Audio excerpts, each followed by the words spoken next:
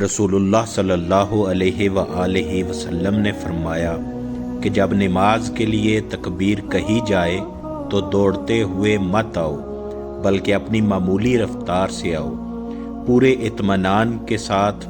پھر نماز کا جو حصہ امام کے ساتھ پا لو اسے پڑھ لو، اور جو رہ جائے تو اسے بعد میں پورا کرو۔